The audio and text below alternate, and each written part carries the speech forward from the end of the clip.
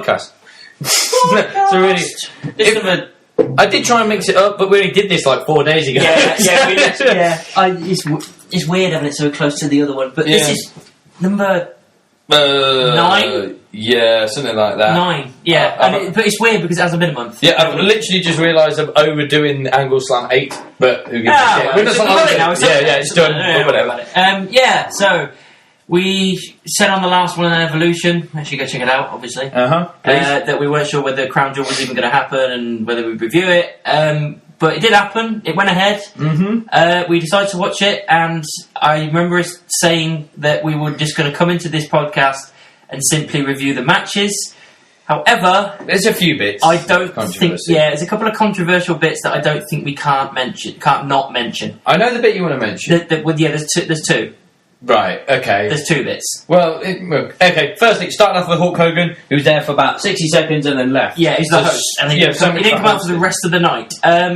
Now, although that's completely stupid, bringing out a host that doesn't do anything, I'm kind of glad because it's like keep him to a minimum because I want to give him as minimal screen time as absolutely possible because the guy's a moron. Yeah, it was kind of because this was the first time Hogan had been back in a WWE event. Where does he go? Saudi Arabia. Yeah, but after all that racist. It's since the racism thing, and it's almost like maybe WWE not just testing the waters with him to see if he can still get the crowd going, how they react to him and stuff, especially in Saudi Arabia. But you're guaranteed a pop there, because it's Hogan. Yeah, and it's also kind of that's why they put it in there. It's like, we'll get him like over there. It's almost a proving yourself kind of thing, as like because he probably didn't want to go to Saudi Arabia either. As much as he'd have a target in his head, literally. Yeah, so it was one of those things like Hogan. If you're really sorry, do the Saudi Arabia thing for us. And we did his minute. It was okay. It's what it is. Apart from the Maniacs thing, which really annoyed you. Yeah, this is my controversial item number 1. Obviously everyone knows that he says Hulkamaniacs, but the entire time through his promo, he just said Maniacs. Now, anywhere else, would be like, oh, it's just a bit of a faux pas with his promo. But when you're at Saudi Arabia, after all the controversy of murderers and all this shit, saying the word Maniacs to all these people watching you, it's just... it's the worst place for you to fuck that up. I think it was more... Once again, it was almost like a WrestleMania 30 thing. He fumbled his words. Yeah. The fact that he said it twice, though, it's kind of like... Yeah. Hogan, how long have you been doing this? Hulkamania. Your name is Hulk Hogan. How are you fucking this up? The clue is in your name. You're not going to go, oh, you Rockamaniacs. Oh, no, I'm Hogan. Hulkamania. Yeah, it's... But whatever, we got as much as I wanted to see of Hulk Hogan that night. Yeah, exactly. I didn't want to see any more, to be perfectly honest. Followed up. Yeah, but the main controversial thing... Oh, God, man. All of us straight away. I mean, it was me, us two, and our friend of ours called Matt. We all sat and watched it. And straight away we were like, that's ridiculous. And it was them showing the Prince of Saudi Arabia, the guy that actually ordered this murder and admitted the murder of this journalist, there. And they, we knew he was there. You didn't have to show us and say introducing His Royal Highness. Yeah, that's the thing. It's like that to me says WWE okay with this. It's one thing to show him, but to go, please welcome. Yeah. But to me, it might seem. It wouldn't surprise me if it was part of the deal that Prince went, and referenced me. And unfortunately, with what the Prince is accused and pretty much did do. Would you really say no? It's a touchy subject. That's kind of the point that Sarah makes. It's like, well, maybe they're backed into a corner and they can't get out. It's like, that is a good point. The whole show was based on controversy. I know. Yeah, it's true. But it's just on the outside to a normal person that makes it look like WWE going, yeah, we're cool with this. It's fine. Yeah, it shouldn't have gone. No, it's. We'll kind of delve more into it as we go along, but we always said on that other podcast it shouldn't have happened anyway because of reasons such as that. With the quality of the show, it probably shouldn't have happened either because it seemed a lot of just pointless matches. And it's insane, some of the stuff. It's still... The choices, we'll get into it, but it just seemed like really... A couple of times I felt like I was in a parallel universe and it felt like I was playing the video game and I was deciding what was happening and these crazy shit was going on. I was like, this is mental. It's one of those things where hopefully in a week or a month's time, because we've got Survivor Series coming up for a few weeks or a couple of weeks, whatever, that you go in hindsight, of that makes sense now. But a lot of it will be like, it will be, okay, it makes sense now with the way the story's gone, but you didn't have to do it that way. You could have took another route. Yeah, but I personally think that nothing on this pay-per-view is going to matter whatsoever. No, not really. They're going to put it in the rearview mirror and pretend like nothing ever happened. The only thing they can mention is the fact that Lesnar is now champion. Yeah. Which is spoiler, but... Yeah, I mean, well, okay, the first match we didn't watch, it was the pre-show. Yeah, Nakamura versus Rusev. Just thrown together, just to put something on the pre-show. Yeah, I mean, Lana weren't there, obviously. No, I mean... Oh, yeah, Renee as well was dressed completely from head to toe as well. She sounded really bored. Like, she did not want to be there. Everything in her voice was, oh, wow, look at that. But you don't know what kind of rules were applied to her, and it's one of those things with the strict cultures of Saudi Arabia. When Renee was told you're going to commentate, I mean, one side it's like, oh my God, what an honour that I'm going to be the first woman to commentate on a wrestling match in Saudi Arabia. Second time, it's terrifying because you don't know how they're going to react. So I think Renee just kind of gingerly did her job and was kind of like, all right, let's get this over with, kind of thing. But she still did okay. Yeah. The Rusev Shinsuke thing, I think it was just again like it was a throwaway match. Throwaway match, like, nothing important. The two of the rosters we got here, and it was one of the when you really look at the card, the main card in general, it was a lot of legends and old school wrestlers and people who have been there a long time in matches. Where Rusev and Shinsuke, unfortunately, who are meant to be the future, were just kind of bundled onto a pre-show. Well, it should be the other way round. Yep. Yeah, it should. But yeah, Shinsuke's still US champ, beat Rusev. Of course he is. The match might have been good. I haven't checked out the match yet. Yeah, no, right. But the first match was after Hogan and all that. It was the first round of the World Cup tournament. Yeah, which was... It was Rey Mysterio versus Randy Orton. Reasonable, I think. It was reasonable. The roll-up win, I was quite surprised at. I didn't expect that to go the way it did. I didn't expect it, but I'm okay with it because once it happened, I was like, well, Orton needs to attack Mysterio now. Yeah, which he did.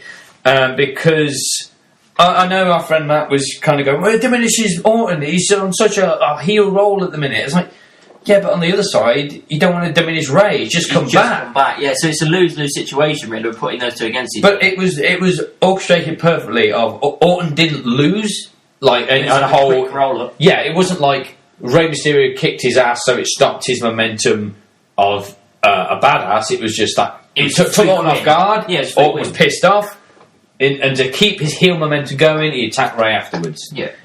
So I liked that in a way, and I kind of knew from the get-go Orton was going to win the whole tournament anyway. So yeah, that happened. Next one was... It was they did both SmackDown ones in a row, I believe. Oh yeah, so it was Miz versus... I've got it on the list. Jeff Hardy. Jeff Hardy, yeah. That was it. Yeah, again, it was...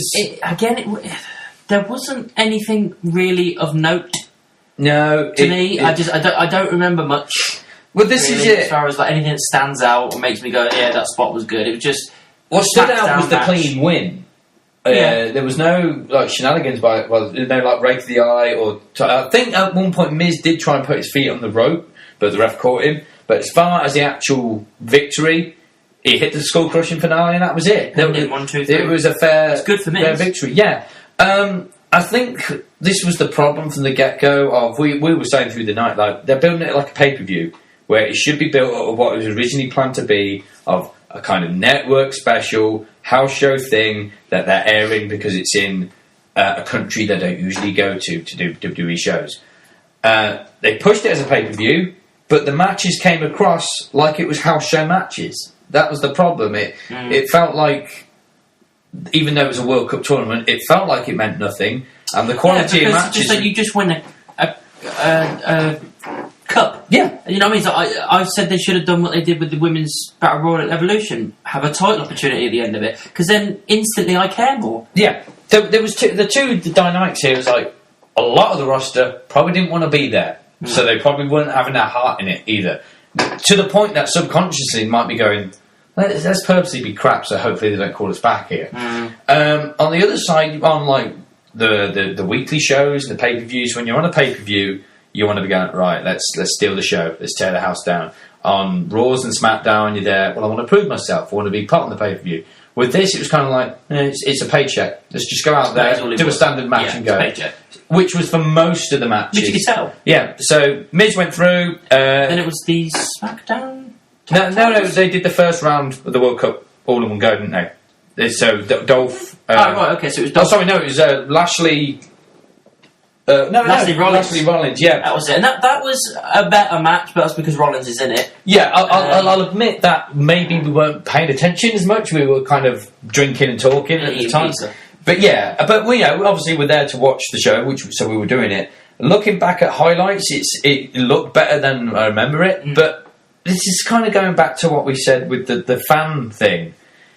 You get the energy from the TV and from the crowd. Yeah, which is why I enjoyed Evolution so much. Yeah. The energy was there all night. If there's no atmosphere or atmosphere from the crowd on the TV, it's going to come through the TV to people watching at home. So it's like, well, it's hard to get invested when the people in the actual show aren't invested. Yeah. But looking back at it, it wasn't like it was a bad match. No. Just again, like I said, nothing stood out. Apart from the fluke win for Rollins, the curb stomp out of nowhere, really. Yeah, I mean, there was a couple of big power moves. I think Lashley went for his hold-up suplex. Seth got out of that. Near the start of the match, I think Lashley threw Seth really high into the air, and he came down with a splat. So it was kind of getting Lashley's strength heel persona over. Yeah. Unfortunately, Lashley's kind of got this chip on his shoulder at the minute, which I don't know how he's going to get rid of, but it's that unfortunate thing that as soon as I see him, I kind of switch off. It just doesn't captivate me. As soon as he comes out, I'm just kind of like, oh, it's Lashley. Yeah, okay. Yeah, it's just. I mean, it's a step. I said it last night. It's a step in the right direction, turning him heel, stopping him from smiling. We've said that before. Yeah. Don't smile. Don't need to smile. And that is a step in the right direction. Just be this fucking beast. But there's nothing since then of note that makes me go, this guy has a promising future. Yeah. I'm looking going, he's relegated to the mid card, isn't he? That's all I can see. The thing they should do is the way when Ryback first came in as the Ryback character. Every other pay-per-view and every other show, he was against the local talent and crushing them. And again, we knew they were local talent, but it still got over his power and it built that momentum up. That's not. They did that with Strowman as well. Yeah, well, I was going to get Strowman. If they at some point turn Strowman face again, well, they kind of have. Yeah, but proper face. He ditches Ziggler and McIntyre and he's by himself as a face. He has ditched them. They ditched. They got. But they still. No, Drew's been playing. Yeah, I know. For 2 weeks. But he's still immersed in the storyline with them. I mean, is he? Well, they're obviously going to build up to McIntyre Strowman. Yeah. That's what I mean. What I'm saying is that they're not a team. Yeah, so when he cuts all ties with them, no rivalry. The storyline's over. Yeah. Oh, okay. So he's just on his own. He hasn't really got anything to do, or he goes on to other things. During that whole time, have Lashley just crushing opponents, local competitors, then go up the card. Go to Bo Dallas, cut his axles. He's already done Finn. And he shouldn't have, because Finn needs some momentum. He's not but going to. Get that to the point of, wow, Lashley's unstoppable. Who can stop him? And that's when Strowman picks up. And then with the right build-up, the clash of those two, because of their strength. I mean, Lashley can probably pick Braun up. He's not a weak guy. No, he's got the potential. It's just they're not. Again, it says he's got that switch off. It's a step in the right direction, but they're not doing anything with it. Yeah, he's got that switch off factor at the minute, which he needs to get rid of. Yeah, and then after that match, it was Angle Ziggler, and this to me was quite a shock. It was all right. Yeah, weren't too bad. It's his first single match since he's been back for Angle. So he wasn't as protected this time, but he's with Ziggler, so you're going to be safe when you're playing with Ziggler. And he did do some good moves like the ankle lock and everything, holding that in. He did a nice angle slam that's nice and smooth. It didn't look as shit. But the win from Ziggler, I did not expect.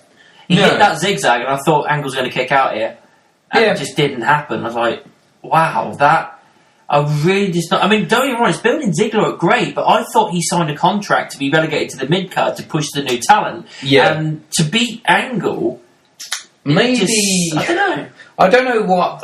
A part of me's thinking, right, mate, are they trying to kind of sweeten the pot for Ziggler here? Kind of going, maybe because Ziggler made it really clear that he doesn't really care if he wrestles again or not, and then they threw that money at him. It's like, come on, stay. We'd appreciate you stay. So maybe they're trying to make him fall in love with the product again by giving him these little, like, you beat Kurt Angle and stuff like that.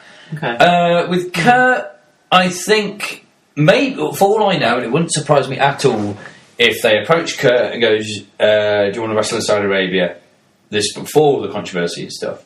And said, yeah, but I'm only doing the one match. Because let's face it, he still can do it, but he's not going to be a 2-3 match a night kind of competitor. No. So, and also again the shock element of like no one saw it coming. No, it's true. So it's fair enough. Yeah, it's not necessarily a bad thing. It's just, I was just a little bit caught off guard by it. Yeah, but we always bitch about they're not making way for the future. But there they are there, and I'm not saying it's a bad thing. I'm not saying it's a bad thing. It's just I just didn't expect it. I think the problem is Ziggler's less future, just more present now. It's not like he's there. Yeah, he's solid and he's there. Yeah, he's like an Orton type character. He's there and he's solid, and it just throw him in any feud and you're fine. Yeah, he's like the model employee basically. So yeah, the first round finished. So we had Ziggler, Ziggler, Miz.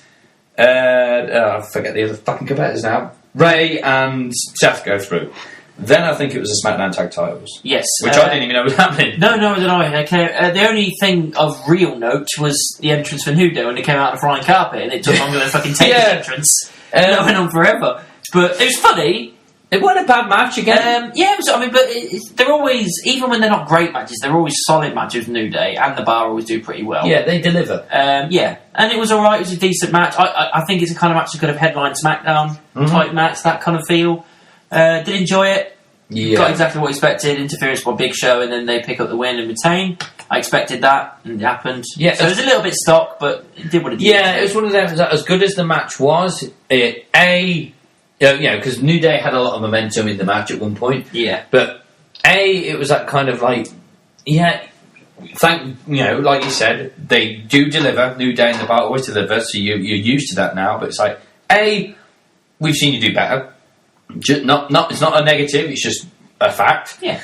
And B, I never truly believed that New Day were walking out with the tag titles that night. No. That was the unfortunate thing. So that was still a good match, and obviously they're getting Big Show over as a heel for the 300th time. It seems like they're potentially building towards a feud between Big E and Big Show. Yeah, because he's the one. He's not specifically targeting Big E, but you can tell there's an altercation. Yeah, it's not saying that Cesario at all. Cesario. I thought that's what Cesario. I could picture him in Zorro costume now. Cesario. And Sheamus. I'm not saying Cesaro and Sheamus are weak at all. No. They're very strong men. Cesaro is, oh my god, he's so strong. Pound for pound, he's the strongest man in the WWE. Yeah, but Big Show's the giant of the WWE, and Big E's the big guy of the New Day. So it makes sense for those two to clash in that rivalry.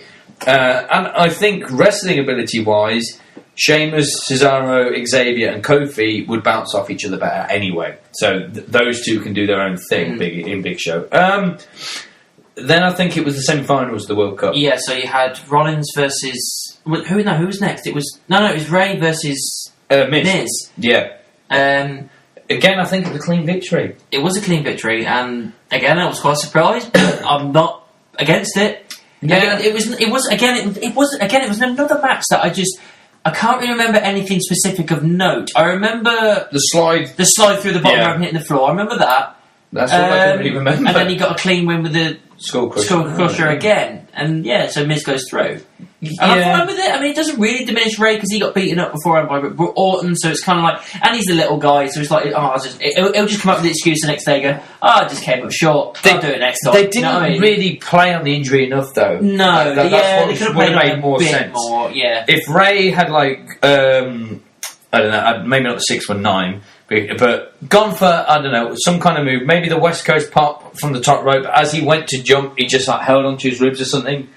You buy of like, that's what's costing the match, the Orton attack. It almost gets Orton over a little bit more without him being out there, and it gives Ray that excuse and Miz that predator heel instinct of like, I'm picking up on that and I'm winning. But also, that can also build a feud between Orton and Ray. Yeah. I didn't win the World Cup because you decided to attack me. You didn't play fair. Yeah, I beat you fair and square, and you threw a strop. So now I'm gunning for you. Yeah, It could be a feud, but it might be one of those things. It wouldn't surprise me if it happened on SmackDown this week, because again, it's one of those, they've had rivalries against each other in the past so many times, but they know each other well enough, and they're big enough stars to, main event SmackDown and something like that. If it becomes a rivalry, so be it. Who knows? Then it was Seth versus Dolph. Yeah. Now, and again, I was shocked about this. Again, there wasn't anything really of note for the match. It was another standard match for me, and nothing really stood out again, but the ending again shocked me. Yeah, there's a couple of McIntyre distractions. That was about it. But again, you should have touched more of the fact that McIntyre was out there. The one thing I did like was when Rollins got him through his face. Yeah. He was like, hit me, go on, I dare you, get your little buddy disqualified, go on, do it. Yeah. And he just moves back and puts his hand out and says, go on then, back in the ring. I liked that altercation, just they were nose to nose. That altercation was awesome. The one thing we were kind of hoping and expecting was a Dean Ambrose appearance. Yeah, I honestly thought that Dean Ambrose would come out and cost him the win. Because why wouldn't you do that? The only thing I can possibly think of the reason is because Dean was one of the guys going, I don't want to be there. Well, apparently he was there, but for Renee, because Renee was on the announce team. Obviously, they're together. I think he was there to support, but I think he point blank refused to wrestle on that show. Yeah, which is fair enough, because he's basically just like, he probably just said, I don't want to wrestle for these people because they don't deserve me. Yeah, or just, I don't agree with what's going on. It's been, the locker room must have been, maybe not split, but it would have been in that sense of... But it's split between two things. It's either I morally don't want to go, or I'm only going for a paycheck. No one in that locker room is going to that place going, oh yeah, it's a great opportunity, oh yeah, it's brilliant, oh, I'm really looking forward to it. Yeah. Everyone's going, it's a paycheck, or I'm not going. Yeah, I suppose it is to come down tomorrow. It comes down to not work ethic as such, but there's going to be those that go, I really don't want to do this. I think nobody really wanted to do it, but it's like, I really don't want to do this, and I don't agree with this, so my feelings are that strong, I'm point blank refusing. And there's others that go, I don't want to do this. At the end of the day, I'm under contract here. I'm a WWE superstar. This is what I should be doing. And it's not like they'd be going around shaking hands with them. It's just, all I got to do is go out there, wrestle, and leave. Go home. Yeah. And that's it. And there'll be, unfortunately, those that probably think... it wouldn't surprise me if Vince had a meeting. Those of you who do go and wrestle, I'd be really appreciative of it, and I owe you one. He'll never give them the one they owed, because there's too many people to owe. No, it's no. And the only thing I can think of is that he'd go, I'll give you an extra bonus. I'll add some extra cash onto your paycheck. Well, exactly. It's not like they're going to get loads from that. Yeah, it's Saudi Arabia, they're minted. So yeah, it was a little bit of like Drew distractions, but mainly a clean victory from Dolph. From Dolph Ziggler, yeah. Zigzag again. Yeah, was it? I would have, from the get-go, I never would have guessed that the final was going to go in to be Miz Ziggler. Heel. Yeah, I mean, again, they did have a big rivalry in the past, but I think when you looked at the 8 competitors that are involved... You thought it would have been someone else. Yeah, you never would have pictured those two making it to the final. So, again, a bit of a shock element thing. Mm-hmm. Then I think was the WWE Championship. So AJ versus Samoa Joe. Obviously, Daniel said he wasn't going to go, so they had their match on SmackDown, and they wrote him out by putting Joe in and attacking. So they transitioned that quite smoothly into Crown Jewel. That's not what they did with Cena. Oh, he's not going because he's not qualified, so now Lashley's going. That was shit writing. But yeah, the match was. It was good. It was all right, but it was their weakest. Yeah, it was the weakest out of the 4 they've had. That was the match to me that stood out as, right, you've just done a classic house show main event. Yeah. Of like, if there's a house show anyway, if we were like, WWE's in Birmingham, not televised, but house show and main events AJ Joe. The draw itself is the names on the card and the WWE Championship. And the match would have been just what it was. It could be, no pun intended, it could have been phenomenal. It could have just been like, okay. And this was one of those where it was kind of in the middle. It wasn't just, that sucked. It was more like, alright, Joe and AJ did what they always do. It happened, easily. They got a forearm to beat Joe. And I'm annoyed because I think Joe personally should have taken it. But again, I agree with what our friend Matt said, that no titles are changing hands in this place because they want to forget about the pay-per-view. Yeah. So... I'm kind of annoyed that Joe didn't take it, because that's got to be the end of the feud now. Joe's not getting that title anytime soon. And I think that the reason is because they want AJ to beat Punk's title reign. Yeah. And he's close to it. He's not too far away from it. He's only got to carry it on for another few months. Yeah, it's not going to be long at all. I think the problem is as well... Unfortunately, Joe's probably just going to be put to the sidelines again. I know, and that's what I don't want. Put him in a decent feud with someone. But they could carry on with it of... He is that upset. Like on SmackDown, he barges in to Paige's office, demanding yet another title shot on Paige. Go, no, you've had more than enough from me, more enough of AJ when I didn't even want to give you a shot. You've had your chances. And it can build into something more where Joe just flips out at another person in the locker room or... Right. But yeah, it could be one person specifically that starts a rivalry, or he could just start tearing through the locker room, like looking like he wants to injure people until one person in the locker room stands up to him and like, why don't you try that with me? And it begins something. And you can also build it as for a long-term storyline of every time Joe steps into the ring with AJ Styles, he's the one man you can't beat. And if you do that over a course of a year, maybe two, that when the time comes where Joe finally beats AJ one-on-one, it's that whole, he did it. He finally beat AJ Styles. They probably won't, because they're like I said, they're probably just going to go, cheers for that, Joe. We'll give you a call when we've got something for you. Yeah, exactly. Which they won't. No, so, and again, it was one of those shows, pay-per-views, whatever you want to call it. Well, once again, the WWE Championship did not headline the show. Yeah. I'm not saying it should have in this show, but it's still a spit in the face of the WWE Championship. Yeah, it's diminishing it. Then we had the Universal title, which I thought would not headline, but I thought would be second to last. Yeah, so did I. I didn't think they'd put the World Cup final after it. Yeah, because it guaranteed a new champion. Yeah, as we've said in the podcast, Lesnar won it. This is going to be a very controversial conversation between you and me right now. Right, do you want me to go first, or you want to go first? No, you go first, because I probably will agree with you, but I have my reasons. Okay.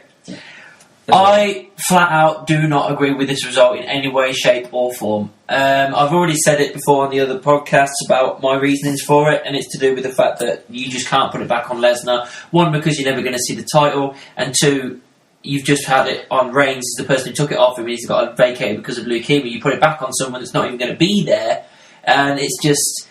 What is the point? You know what I mean? It's like, I know that necessarily Strowman isn't ready for it, but I'd rather have it on Strowman so you can build a feud with Drew and put it on Drew or something like that, and I'd be fine with it. But putting it on Lesnar, that title's gone until the Rumble now.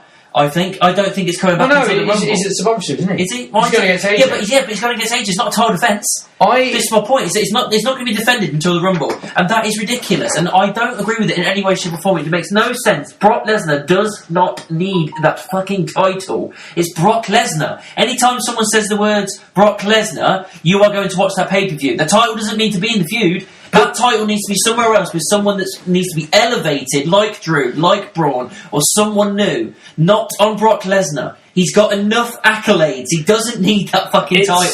It's just... And the fact that we didn't even really get going in this match. It was 3 or 4 F5s, and then he got a boot to the face, and then he got another F5, and that was it. Good night. It was ridiculous. The match itself wasn't great.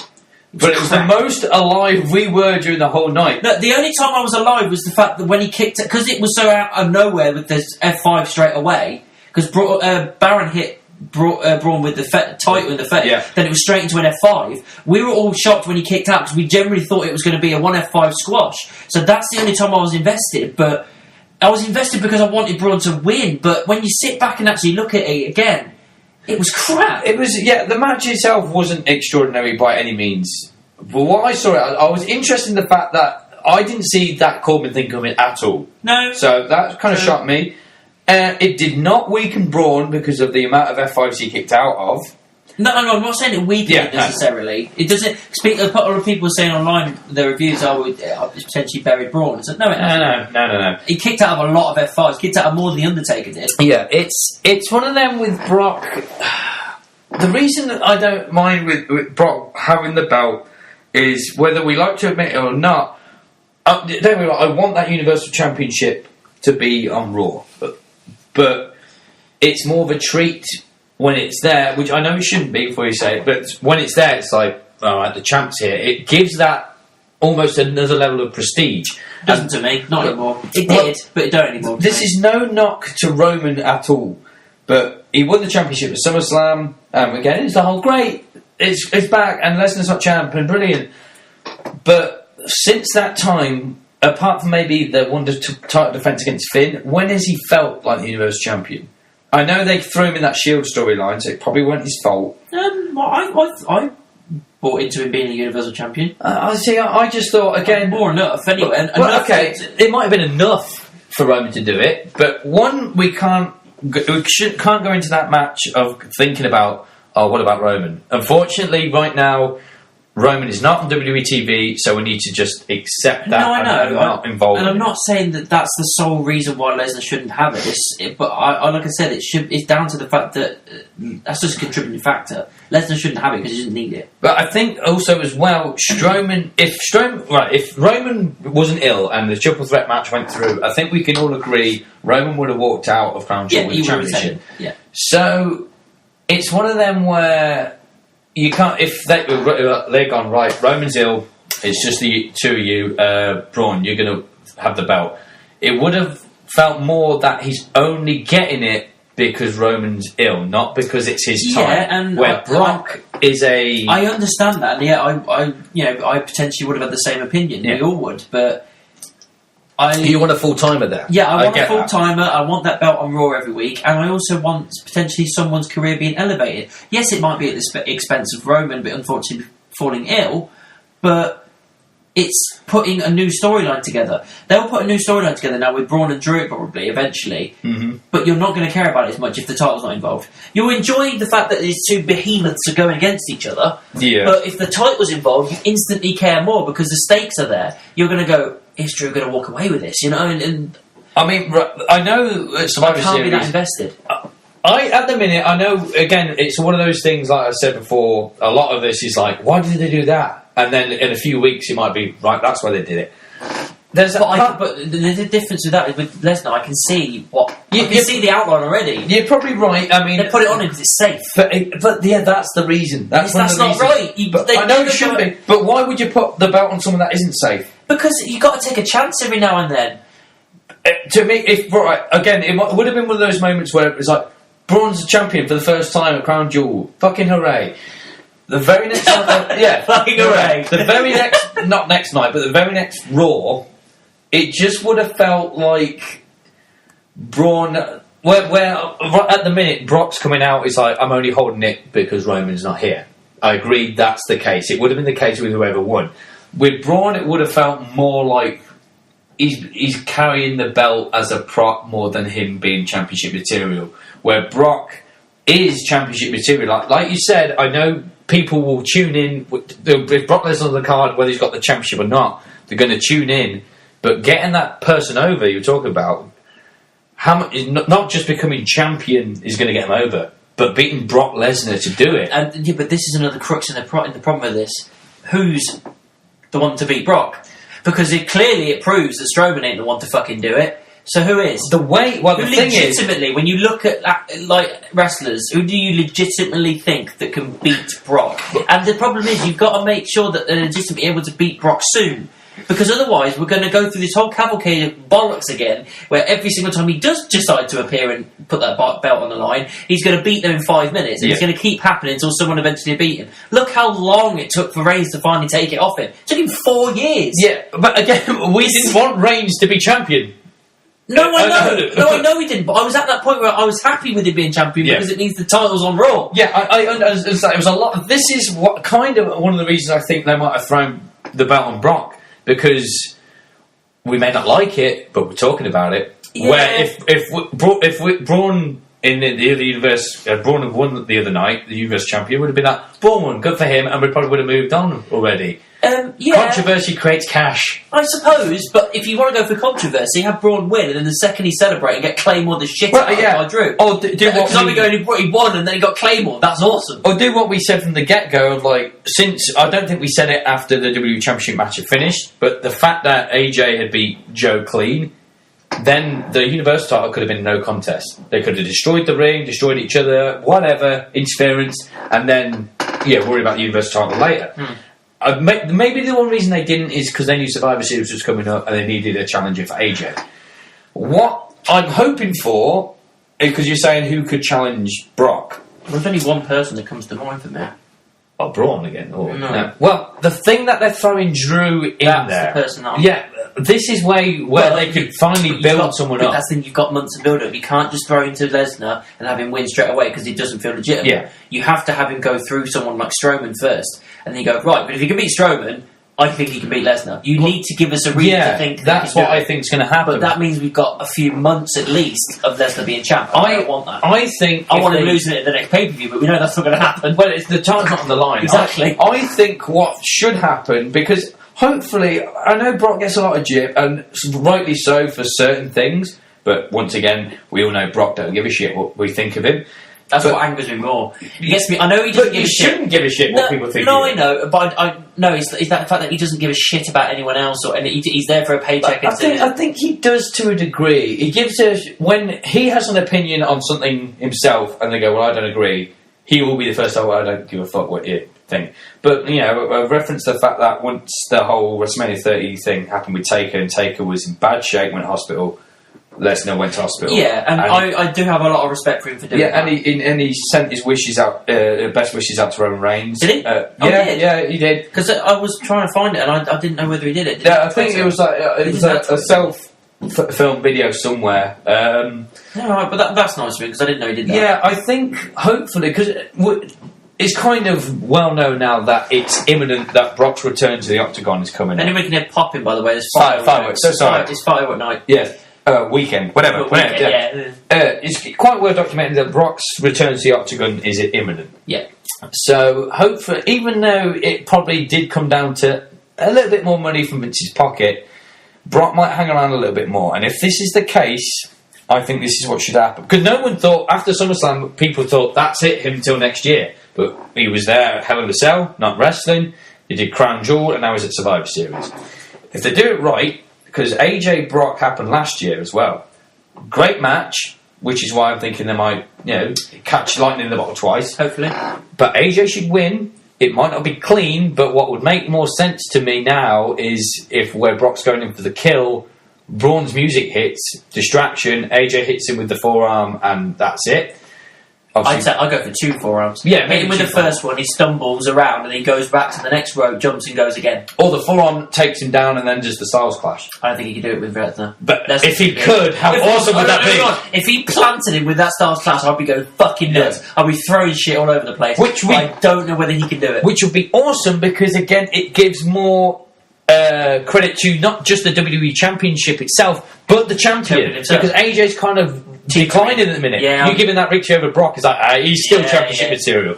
But the Braun distraction would obviously infuriate Brock. If they do it right, you can have. I think the December pay-per-view's TLC. Triple threat: Braun, McIntyre, Lesnar. At that point, I wouldn't mind who won as long as it was McIntyre or Strowman. Yeah. And again, maybe every year with a new champion. Yeah, maybe have Brock at Rumble and then he's out. He's probably going to be at Mania against someone. Neither of them. Have McIntyre during that period win the belt. Have a great reign, so it rises McIntyre up to main event level, and then maybe next year at SummerSlam you have McIntyre Lesnar. Because the fact that McIntyre's Claymore can take out Braun, again, it's that whole. Well, if he can take out Braun, he can take on Brock Lesnar. Yeah, would be one of the most perfect pushes WWE have done in ages. Yeah, and I hope they do something like that. Yeah, I really hope they do. I don't know. I suppose I'm just being sour grapes. I'm just sick to death. No, we both got our opinions, and I understand yours with the whole. You want something new. You want a fighting champion, and yeah, it does seem a bit like Brock. Hand it to Roman. Oh, Roman's got to go. Here you go. Have it back. I get backtracking, but again, it's the safe thing. Brock is a safe champion. He's championship material. He's main event material. Yeah.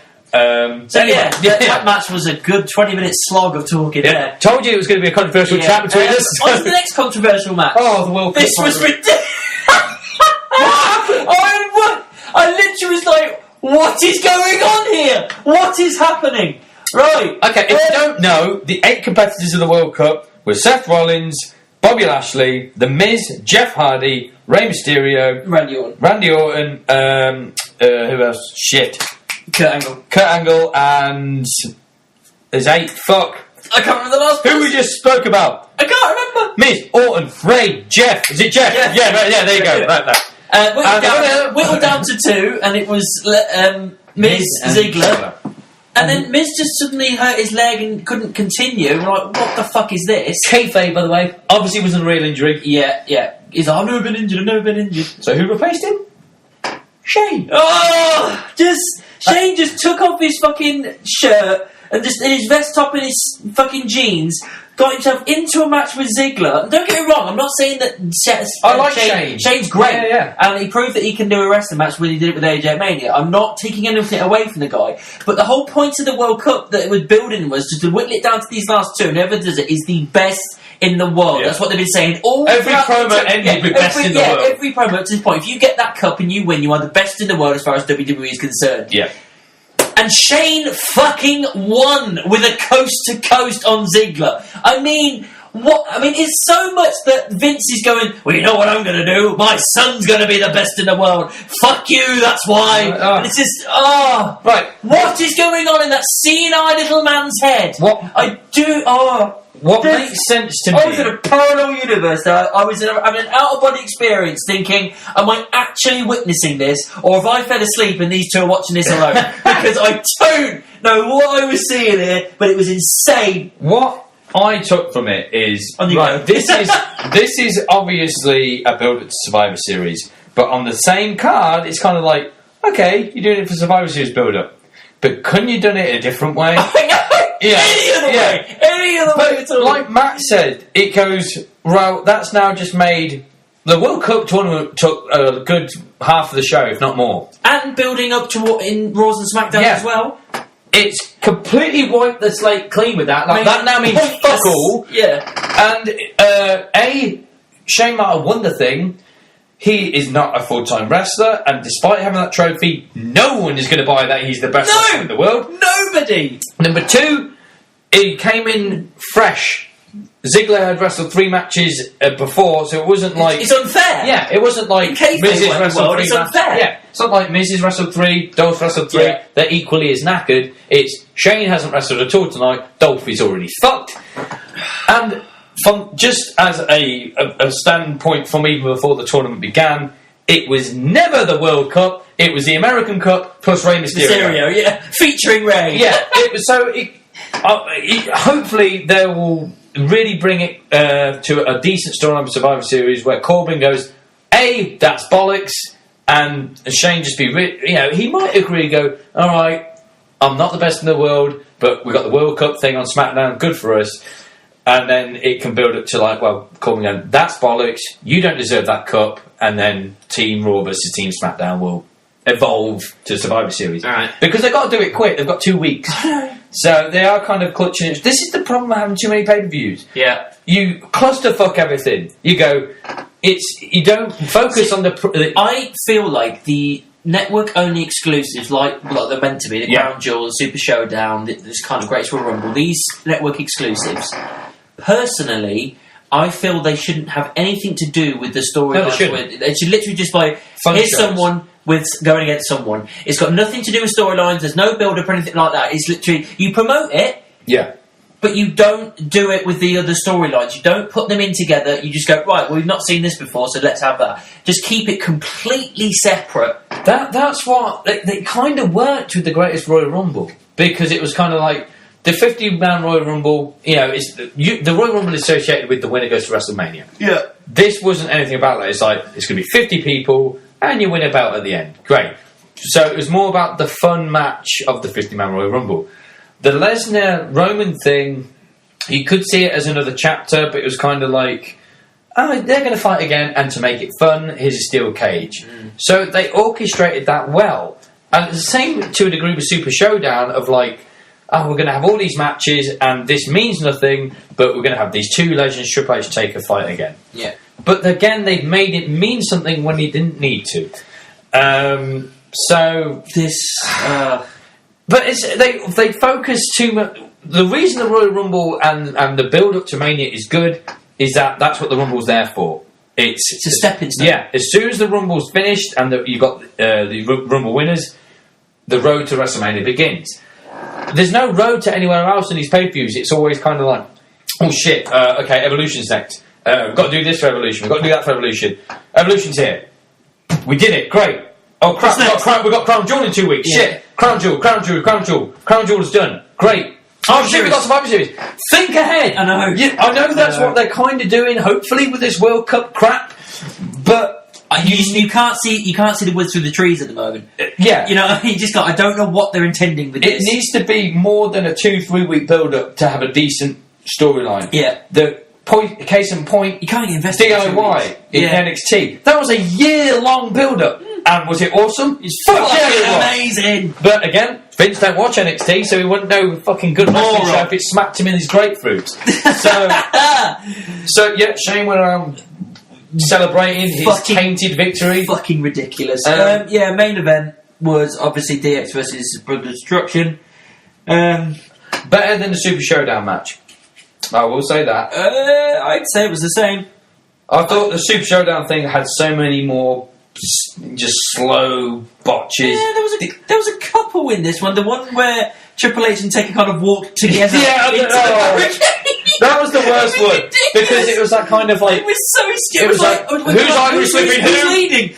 They just kind of walked together. It was ridiculous. But we even said it's like. Taker, a little bit forgivable because, he's not there as much Triple H. If Kane and Shawn had done it, it's like, well, they haven't been there. Shawn hasn't wrestled 8 years, Kane's hardly ever there. Triple H is more constant. He should know who's doing an Irish whip, for fuck's sake. The Kane's mask coming off. Yeah. That was, and then suddenly it's back on again. Yeah. Those were the only 2 botches I saw, really. Shawn did alright. I would say he impressed me more than I thought he would. I thought they'd be quite safe with him. I was kind of annoyed they didn't go for the hot tag with Shawn. They went for Triple H instead, and he didn't get the reaction you wanted. I like the fact that Shawn did a moonsault. I did. He did it. He just went fuck it and did it, and I thought, fair enough for a 50-year-old guy. Fair enough. But the way I looked at it is, again, I know I try not to watch it the way our friend Matt does, but he watched it in the sense of I don't want to watch it because I'm nervous for the guy. And I was at first with Shawn, and I think his nervousness for Shawn stuck. But when I really look at it, fair enough, I knew Shawn wasn't going to be as fast or as agile because of ring rust, age, and all that stuff. But when you look at what he didn't miss a step. No, he didn't. He did his roll over the top rope perfectly still, the moonsault, the kip up. It's kind of like... Kip up? Kip up, yeah, when he kips... Kick up. He calls it the kip up. Does he? Yeah. Learn, boy! Fucking hell, I cannot believe I didn't know that. I just thought it was just the kick up. I did not know it was called that. Yeah, fucking hell. Kip up. Should I even be doing this podcast? I see it there, guys. Yeah, I'm going on. His name was Shawn Michaels. Oh, was it? Yeah. I thought it was called the Heartbreak Kid. Yeah. But, fucking hell, I feel like a dick now. He didn't overly impress me. It wasn't that whole, right, yeah, I really think he can go against Taker at WrestleMania again. It's going to be awesome. It was kind of like, that was good, but what Shawn... Again, you never know with WWE, but they had an interview with Shawn at WWE.com after the show. Yeah, and he said he's done. And said he's done. But I don't believe he also said he retired, and what did we see last night? You never know. It could be that false kind of... Because I know what they try and do. For the casual fan, they've watched that and gone, oh, Shawn's going back to retirement, okay. Because they want that big pop on a Raw or 2 later when he goes, actually, I do have one left with me. Yay! We didn't see that coming at all. What I did learn afterwards, which might explain a lot of why some of the match went down the way it did. Oh, is this a Triple H? Triple H torn his pectoral muscle. He's torn his pec. I didn't.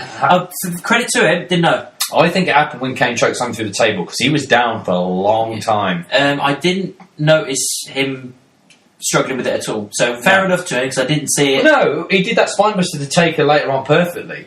However, the pedigree at the end was crap. Yeah, that's more, I think, Kane. But that was Kane, yeah, it was Kane. Like, he hooked up the arms, just Kane just didn't lift his legs enough. Yeah. Like, Triple H went up in the air, but Kane didn't go with him, so his legs kind of dangled a bit. It might have been more of concern of, obviously, the way the pedigree should go is that he hooks the arms and he jumps and pulls up. Yeah, but if Triple H don't have that strength, his pectoral muscle... Yeah, no, but they jump together. It's not just him. Yeah, it was a complete kind of... thing. It was like a Vince McMahon stunner. It should have been an amazing moment because it was a sweet chin into a pedigree, and I was like, yes. Yeah. It was a good ending, and did a kind of wanted because DX won. Yeah, I mean... and which we expected, I suppose. I didn't. I thought the brothers might take it purely because Triple H won at Super Showdown. Yeah, I can see what you mean, but I thought, I think DX are going to take it, I think. Cause yeah. You can't bring Shawn out of retirement to lose his first match back, really. I mean, more kudos Plus to also, it doesn't really matter that Kane needs the pin, does it? No, I mean... Like we said from the get-go, unfortunately, Kane was the weak link in that 4. Yeah. Taker, again, didn't... We've kind of got used to the kind of Taker match we're going to get now. And it's not a bad match, it's just kind of like, okay, it's acceptable. Serviceable. Yeah. We're never going to get a Taker, like, WrestleMania 25, 26 quality match again. And this is why I feel like... Because potentially it seems like they might be building up towards a Taker Shawn match at Mania, which I hope they don't do personally. If you're going to do it before Mania. Yeah, get it out of the way, yeah. Because this is the problem. Neither of them can go like they used to, so I think it's just going to be a lacklustre match. It'd be fun to see them one-on-one again, but it's not going to hit the highs that we all want it to, that we think it will, because... And at the end of the day, when you come to the end of their feud together, their entire feud, the entire time they've been in the wrestling community, you don't want their final ever match to be a stain on that. No. Their last ever match together was incredible. Yeah. It's your favourite match of all time. It's a lot of people's favourite matches of all time. Well, no, the one before, the year before. Sorry. Yeah. But it's still great. It's still, it's very close second. Yeah. But you don't want to do another one and then have it just be, Yeah, but that's it. Because it ruins it. When Rock Austin happened, I mean, that is one of the, if not the greatest rivalry of all time. And they, I think, apart from Triple H and Taker, I think they're the only two people to fight at WrestleMania 3 times and still have the crowd pumped for it. And Rock said it in a promo, so it was more kayfabe promo than anything, but it rings true. He goes, people don't remember Act 1 and 2, they remember Act 3. And that was Austin's last match, and Rock finally won. Now, it weren't their greatest match. Their greatest match was WrestleMania 17, in my opinion.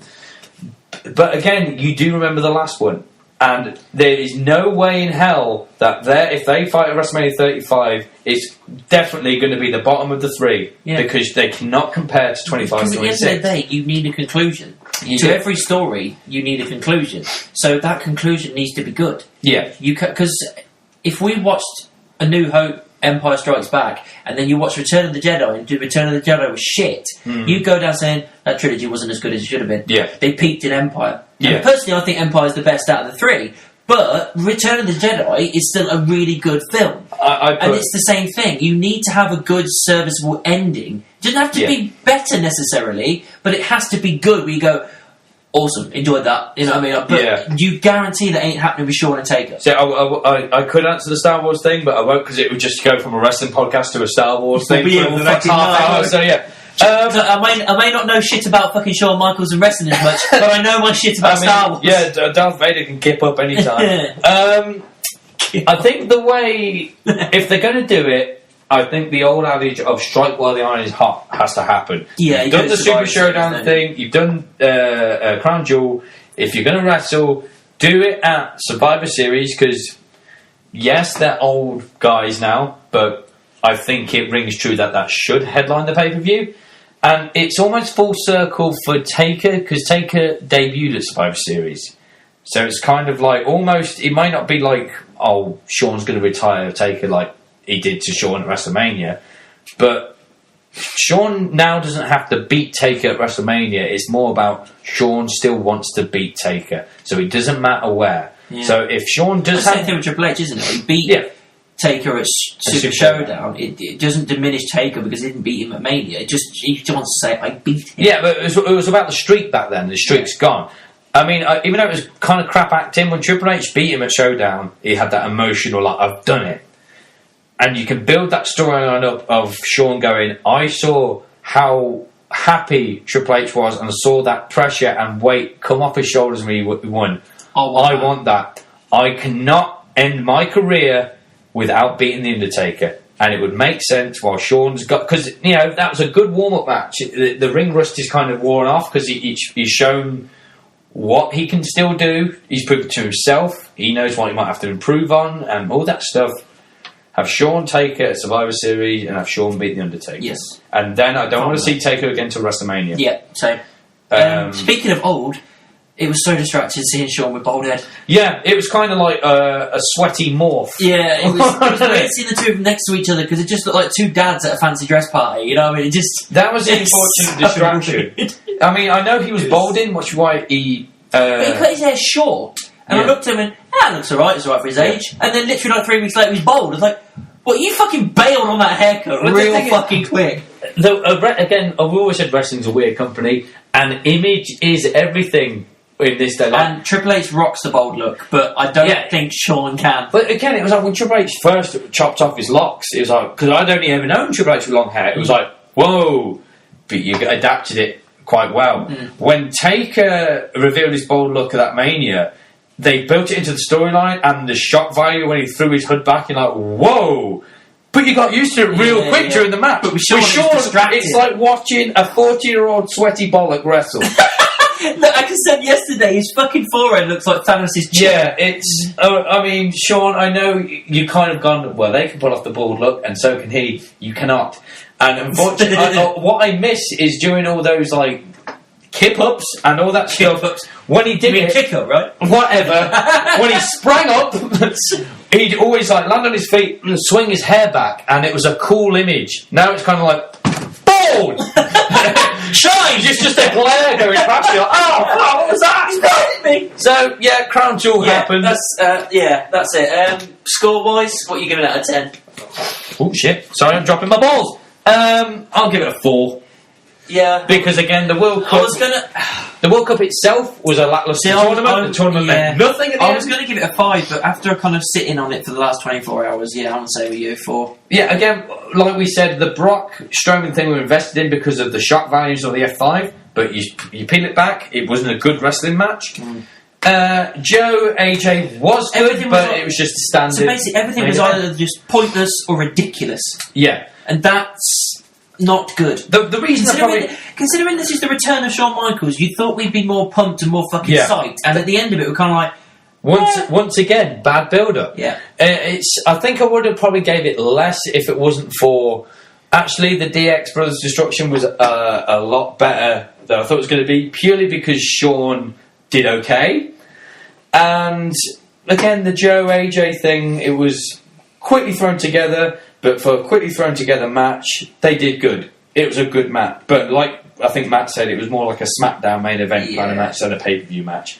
So, so plus the controversy surrounding it, it's just like, never do that again. Yeah, never again. Just, you need to cut ties with Saudi Arabia. Now, you've done it, you've fulfilled your obligation, move on. Yeah. Don't do it again. It's ridiculous. Personally, I don't want to review another Saudi Arabia. No, neither do I. I didn't want to do it, really. But it's just kind of like, well, we have to, because it's wrestling. We didn't have to, but it was one of those, like, we're not doing it because it's in Saudi Arabia, we're doing it because it's a wrestling event. Yeah. We're wrestling fans, and we'll watch it wherever it is. Yeah. I'm looking to get this up tomorrow. Unfortunately, we're going to party! Yeah, we're going to another Halloween party. Yeah. Because when Halloween falls in the middle of the week, you do it both weekends. Yeah, why not? We're going for another Halloween party, so we're going to be drunk, and I'm going to have to do this when I'm hungover in the morning. Yeah. It'll be up tomorrow at some point, probably in the afternoon, I imagine.